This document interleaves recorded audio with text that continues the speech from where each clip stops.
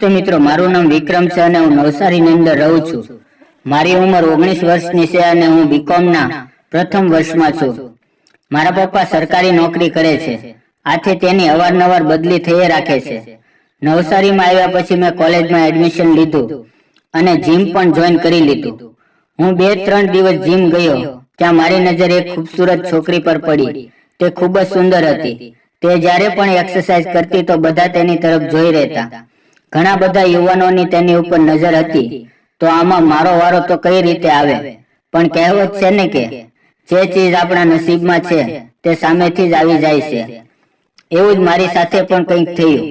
હું એકાઉન્ટની અંદર ખૂબ જ કમજોર હતો, એટલે મારા પપ્પાએ મારી માટે ટ્યુશનની વ્યવસ્થા કરી। એક દિવસ તે મને તેની સાથે ટીચરના ઘરે લઈ ગયા।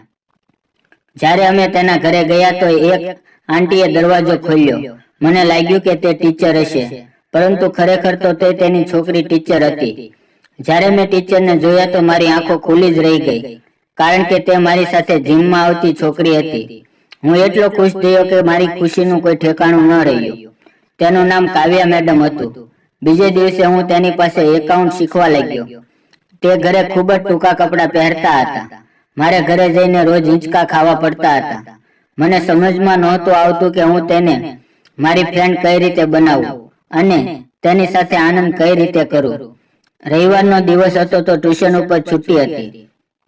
હું કાવ્યા મેડમને જીમની અંદર મળ્યો। તેણે મને સ્માઇલ આપી અને તે પછી ઘરે જવા લાગ્યા।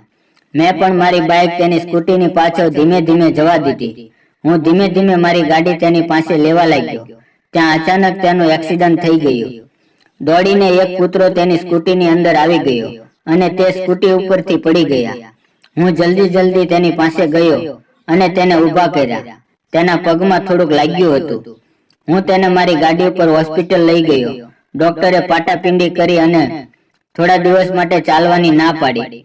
હું તેને મૂકવા માટે ગયો તો ઘરે કોઈ હતું નહીં। તેના મમ્મી બાજુમાં કથા સાંભળવા માટે ગયા હતા અને તે બીજે દિવસે આવવાના હતા। ઘરની બીજી ચાવી મેડમ પાસે હતી। હું તેને ઘરની અંદર તેના બેડરૂમમાં તેડીને લઈ ગયો। પથારી ઉપર સુવડાવીને તેના માટે પાણી લાવ્યો।